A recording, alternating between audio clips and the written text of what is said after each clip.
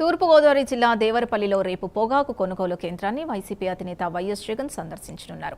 పొగాకు రైతులు ఎదుర్కొంటున్న సమస్యల్ని ఆయన స్వయంగా తెలుసుకోనున్నారు. ఇక ఈ పర్యటనకు సంబంధించి వైసీపీ నేత మాజీ ఎమ్మెల్యే చెక్కంపూడి రాజా వివరాలు వెల్లడించారు.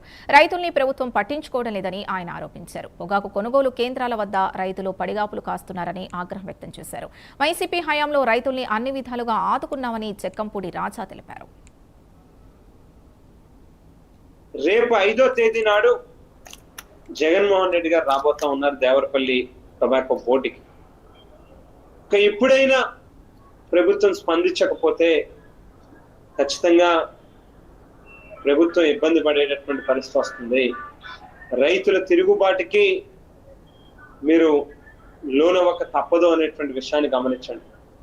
మీరేదో జగన్మోహన్ రెడ్డి గారు ఎప్పుడైతే ఒక సమస్య మీద మాట్లాడతారో వెంటనే కంటి తుడుపు చర్యల కింద కేంద్ర ప్రభుత్వంతో మాట్లాడేశాం, 50,000 రూపాయలు వడ్డీ లేని అప్పు ఇవ్వబోతా ఉన్నాం అంటే మీ ముష్టి ఎవరికి కావాలని అడుగుతా ఉన్నాం.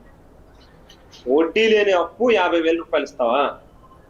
ఒక్కొక్క రైతు ఒక బ్యారెన్లో కనీసం అంటే 4 నుంచి 5 లక్షల రూపాయలు నష్టపోతా ఉంటే, వాతావరణం మారుతా ఉంది, వర్షాలు వస్తే ఆ పొగాకు సువాసన అనేది ఏదైతే ఉంటుందో అది పోతుందని, రంగు మారుతుందని బెంబేలు ఎత్తిపోయి రైతులు ఆత్మహత్య శరణ్యమా అని చెప్పని ఎవరు నన్ను ఆదుకునే దేవుడు అని చెప్పి వాళ్ళు చూస్తూ ఉంటే, మీకేమో 50,000 రూపాయలు వడ్డీ లేకుండా ఇస్తాం, కేంద్ర ప్రభుత్వంతో మారడం, 4 ఫోటోలు తీయడం, పేపర్లో వేయడం.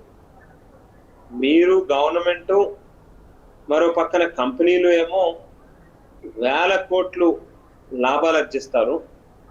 రైతుల కష్టం గురించి రైతు ఎవరైనా మాట్లాడితే మాత్రం దానిని అవహేళన చేసి మాట్లాడేటట్టుగా చేస్తూ ఉంటారు. 1,00,000 కోట్ల రూపాయలు ప్రభుత్వాలకు ఆదాయం వస్తూ ఉంది వివిధ పన్నుల రూపంలో, ఇదే టొబాకోకు సంబంధించినటువంటి అంశం. మరి మీకేం నొప్పని అడుగుతా ఉన్నాం. కనీసం ఒక 300 కోట్లు 500 కోట్ల రూపాయలు ఆ రైతులకు సంబంధించినటువంటి పన్నుల్లో మీరు కలెక్ట్ చేసిన సెస్ లో ఉన్నటువంటి అమౌంట్లైనా 400-500 కోట్ల రూపాయలు వాళ్ళకి ఖర్చు పెట్టి వాళ్ళకి ఆదుకునేటటువంటి కార్యక్రమం చేస్తే మీరేం నష్టపోతారని చెప్తున్నారు.